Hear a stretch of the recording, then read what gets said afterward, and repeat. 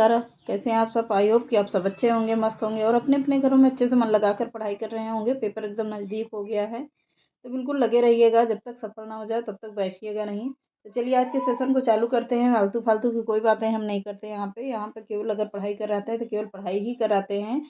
तो चलिए आज के सेशन को चालू करते हैं। फटाफट से प्रैक्टिस करते हैं, जितना ज़्यादा से ज़्यादा हो सकता है उतना प्रश्न क्या करेंगे, प्रैक्टिस करेंगे। और आप लोगों को समझ में आए तो आप लोग कमेंट बॉक्स में कमेंट कर दीजिएगा। तो चलिए आज के सेशन को चालू करते हैं। आज के सेशन का पहला प्रश्न देखते हैं। हिंदी का निजी छंद है, किसे कहा जाता है? बरवे के, कवित्त के, रोला को, छप्पे को। तो किसे जो कहा जाता है? छप्पे को कहा जाता है। यूपी टीजीटी 2004 में पूछा गया प्रश्न है। आगे का प्रश्न देख लेते हैं। निम्नलिखित में से कौन सा छंद दोहा का विपरीत छंद है? कौन सा दोहा का विपरीत छंद होगा? रोला, छप्पा, चौपाई या इनमें से कोई नहीं? तो इनमें से कोई नहीं होगा। तो पहले इसका थोड़ा सा डिटेल देख लेते हैं फटाफट से। ब्या दोहा मात्रिक अर्धसम छंद है। इस छंद के विषय चरणों प्रथम और तृतीय में 13-13 मात्राएं और सम चरणों द्वितीय और चतुर्थ में 11-11 मात्राएं होती है। कितने होती है? पहले में 13-13 होंगी, प्रथम और तृतीय में 13 मात्राएं होती हैं और चतुर्थ में कितनी होती हैं? 11-11 मात्राएं होती हैं। और दोहा छंद का ठीक उल्टा सोरठा छंद होता है। क्या होता है? कह रहा है कि प्रश्न दोहा छंद का ठीक विपरीत अर्थ कौन सा होता है? उल्टा सोरठा छंद होता है। अर्थात सोरठा के विषय में चरणों प्रथम व तृतीय में 11-11 और सम चरणों का द्वितीय और चतुर्थ में 13-13 मात्राएं होती है। इतना समझ में आ गया होगा। आगे बढ़ते हैं। चौपाई छंद में मात्राओं की संख्या होती है कितना? 13, 11, 16, 24। तो कितनी होती है? 16 मात्राएं होती हैं। आगे देख लेते हैं। दिख रहा होगा प्रश्न, सभी प्रश्न। तो आगे देखते हैं। जिस छंद के प्रथम तथा तृतीय चरण में 12 मात्राएं एवं द्वितीय तथा चतुर्थ चरण में 7-7 मात्राएं होती हैं, साथ ही सम चरणों के अंत में जगड़ यानी कि 2 लघु 1 गुरु होता है। मतलब आगे पीछे क्या होता है? लघु मात्राएं होती हैं और बीच में क्या होता है? गुरु मात्राएं होती हैं। यानी कि पहले गुरु लघु होगा, फिर गुरु होगा, फिर लघु होगा। तो वह छंद है क्या? मालिनी, बरवे, रोला या इंद्र बज्रा। तो क्या होगा? बरवे होती हैं। 12-12 मात्राएं से ही पता चल जाता है कि बरवे छंद होता है। आगे देखते हैं। आगे का प्रश्न देखिए। अनुष्टुप छंद है। अनुष्टुप है एक छंद है, एक अलंकार है, एक रस है या एक गुण है? तो क्या है? एक छंद है। पहला ही ऑप्शन बिल्कुल सही है। आगे देखते हैं। वह सामात्रिक छंद जिसके प्रत्येक चरण में 24-24 मात्राएं हों तथा प्रत्येक चरण में 11वीं एवं 13वीं मात्राओं पर यति होती है हो, कौन सा छंद कहा जाएगा? रोला, सोरठा, सवैया, कवित्त। क्या कहा जाएगा? रोला छंद कहा जाता है। आगे देखते हैं। रहमन चुप हैं बैठिए, देख दिनन के फेर, सब नीके दिन आई हैं, बनत न लगी हैं बेर। क्या कह रहा है? रहमन चुप हैं बैठिए, देख दिनन के फेर, सब नीके दिन आई हैं। मतलब कह रहा है सबके नीक दिन, मतलब अच्छे दिन आएंगे। बनत न लगी हैं देर, यानी बनते देर नहीं लगती है। तो यही बात कह रहा है इसमें। तो इसमें कौन सा पूछ रहा है कि कौन सा छंद है? दोहा है, सोरठा है, रोला है, चौपाई है। तो कौन सा छंद है? दोहा छंद है। तो कितनी कितनी मात्राएं हैं? पहले में 13-13 मात्राएं हैं। आप लोग स्क्रीनशॉट लीजिए, लगा लीजिएगा, पता कर लीजिएगा। और लास्ट में 11-11 मात्राएं आती हैं। टाइम बहुत जाएगा। आगे देखते हैं। मंगल भवन अमंगल हारी, द्रवहु सो दशरथ अजिर बिहारी। कह रहा है ये किसका है? किसका है? मंगल भवन रामायण का दोहा है ये। तो क्या है? चौपाई है। ये चौपाई गाई जाती है ना रामायण में। मंगल भवन अमंगल हारी, द्रवहु दशरथ अजर बिहारी। अजर बिहारी, अजर बिहारी ऐसे कहते हैं। तो दोहा, चौपाई, सोरठा, सवैया। तो क्या है? चौपाई है। आगे देखते हैं। आगे का प्रश्न। निज भाषा उन्नति है, सब उन्नति को मूल, बिन निज भाषा ज्ञान के मिटे न हिय के सूल, हिय की सूल। इन पंक्तियों में कौन सा छंद है? दोहा, रोला, चौपाई, बरवे। तो कौन है? दोहा छंद है। आगे देखते हैं। कुछ प्रश्न हम छोड़ते हुए चल रहे हैं क्योंकि आप लोगों के लेवल का नहीं है, वो यूजीसी नेट का पेपर है। यूजीसी नेट में सभी कोई नहीं पढ़ता है, बहुत लोग कहेंगे कि इसमें फालतू की प्रैक्टिस दे रही हैं, तो इसकी वजह से हम उसको कुछ छोड़ दे रहे हैं। और आगे के प्रश्न देखते हैं। सरसी छंद में होती है, क्या होती है? 27 मात्राएं होती हैं। सीधा ऑप्शन पे चलते हैं। आप लोग स्क्रीनशॉट लीजिए वरना बहुत टाइम लगता है। स्क्रीनशॉट लीजिए, खुद भी मिलाते रहिएगा थोड़ा थोड़ा, बाकी बताने में कोई दिक्कत नहीं होती है, पर टाइम चला जाता है, प्रैक्टिस कम मिल पाती है।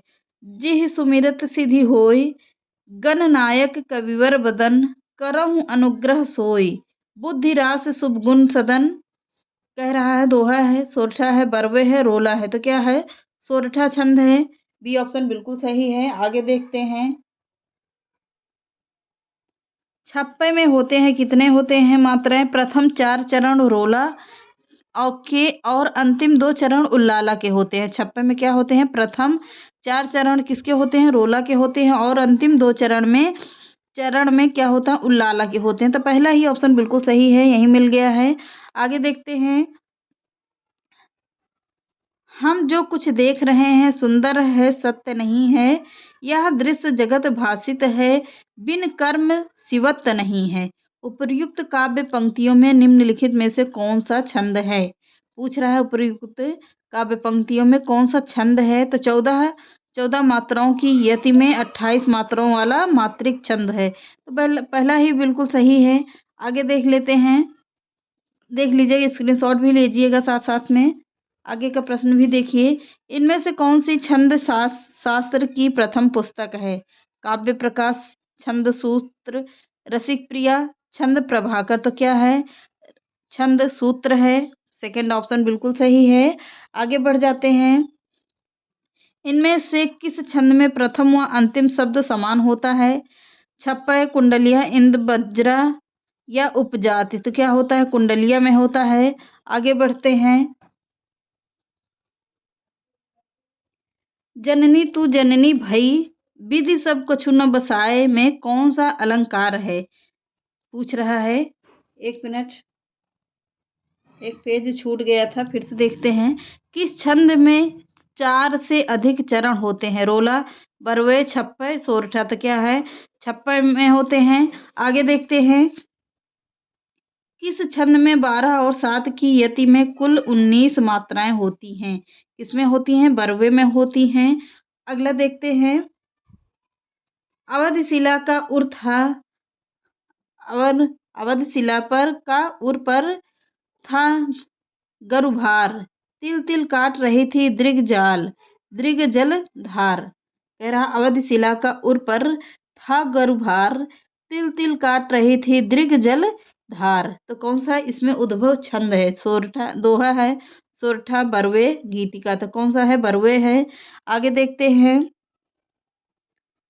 फटाफट से देखते चलिएगा। मात्रिक छंदों में मात्रा कितने प्रकार की होती है? 3, 2, 4, 5। तो कितने प्रकार की होती है? 2 प्रकार की होती है। आगे देखते हैं। केवल मात्रिक छंद किस विकल्प में है? छांटिए। दोहा, द्रुत, विलंबित, सवैया या सोरठा, इंद्र बज्रा, मंदा, क्रांता, चौपाई, दोहा, रोला। तो किसमें है? चौपाई, दोहा, रोला में है। आगे देखते हैं। आज हम कोशिश कर रहे हैं कि बहुत ज़्यादा से ज़्यादा आप लोगों को प्रश्न दे सकें, इसलिए हम फास्ट में चल रहे हैं। निम्न में से कौन सा मात्रिक छंद है? दोहा, चौपाई, रोला, ये सभी। तो ये सभी हैं। आगे बढ़ते हैं फटाफट से।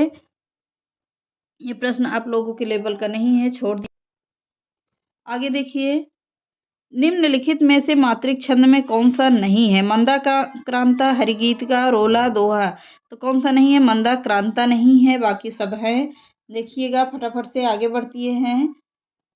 कहती हुई यो उत्तरा के नेत्र जल से भर गए, हिम के कणों से पूर्ण, मानो हो गए पंकज नए। इस पंक्तियों में कौन सा छंद है? रोला, हरिगीत का, सोरठा, बरवे। तो कौन सा है इसमें? बी है, हरिगीत का छंद है। आगे बढ़ते हैं फटाफट से। अब आगे देखते हैं। संधि का एक प्रश्न आ गया। अत्यधिक का संधि विच्छेद है, क्या है? अत्य प्लस धिक होगा, अति प्लस धिक हो अधिक होगा, ये सी ऑप्शन बिल्कुल सही है, इसमें कंफ्यूज मत होना, आगे बढ़िए। अब आ गए अलंकार के प्रश्न। अलंकार के देखिए, जिस काव्य पंक्ति में प्रयुक्त किसी एक ही शब्द के एक से अधिक अर्थ हों, उस पंक्ति को क्या कहते हैं? रूपक, अनुप्रास, यमक, श्लेष। तो क्या होते हैं? श्लेष का अर्थ होता है चिपका हुआ। एक शब्द में इसमें दूसरी भाषा चिपकी हुई रहती है। एक शब्द के अनेक शब्द होते हैं तो उसे क्या कहते हैं? श्लेष कहते हैं। जगदीश का सही संधि विच्छेद है, क्या है? जगत प्लस दीस, ईस। तो कहाँ पर है जगत प्लस ईस? बी ऑप्शन में मिल रहा है। आगे बढ़िए, आगे के प्रश्न देखिए। सो सुख सुजस सुजस सुलभ मोहि स्वामी में कौन सा अलंकार है? उत्प्रेक्षा, रूपक, अनुप्रास या व्यतिरेक? तो क्या है? अनुप्रास अलंकार है। आगे बढ़ते हैं। जननी तू जननी भई विधि सन कछु न बसाए में कौन सा अलंकार है? छेकानुप्रास, वृत्यानुप्रास, लोटानुप्रास या क्या कहते हैं इसे? लेटानुप्रास कहते हैं। कई इसके नाम अलग अलग जगहों पर कई नामों में से ये बुलाया जाता है, तो सी ही ऑप्शन बिल्कुल सही है। आगे का प्रश्न देख लीजिए। कनक कनकते सौगुनी, बिल्कुल आसान सा प्रश्न, इसको सभी ये हम लोग बचपन से पढ़ते हुए आ रहे हैं। कनक कनकते सौगुनी मादकता अधिकाय में कौन सा अलंकार है? तो कौन सा अलंकार होता है? यमक अलंकार हो। एक कनक का अर्थ होता है सोना और ये दूसरे कनक का अर्थ क्या होगा? धतूरा होता है। तो इसी से समझ जाइएगा कि कौन सा होगा? यमक अलंकार होगा। आगे के बढ़ते हैं। अजो तरियोना ही रहो श्रुत सेवक एक रंग में अलंकार कौन सा है? श्लेष, रूपक, उपमा, उत्प्रेक्षा। तो क्या है? एक का अजो तरियोना में ही रहो में श्लेष अलंकार है। एक के अर्थ के दो अर्थ निकल रहे हैं। और आगे का प्रश्न देख लेते हैं। कनक कनकते सौगुनी मादकता अधिकाय में कौन सा अलंकार है? वही प्रश्न है, बार बार आ गया है। तो आगे बढ़ जाते हैं। कौन सा होगा? यमक अलंकार है, 2 बार छप गया है। तो आगे बढ़ते हैं। तो परवारो उर्वशी सुन राधिके सुजान, तू मोहन की उर्वशी कह है उर्वशी समान। उपर्युक्त में दोहे में कौन सा अलंकार है? यमक है, अनुप्रास है, श्लेष है, वक्रोक्ति है। तो पहला ही ऑप्शन बिल्कुल सही है। आगे बढ़ते हैं। आगे देखिए। सूर सूर तुलसी शशि उडगन के केशवदास और कभी खगोत समतः जहाँ तहाँ के प्रकाश। पंक्ति में कौन सा अलंकार कह रहा है? अनुप्रास, यमक, उत्प्रेक्षा, विरोधाभास। तो यमक अलंकार है।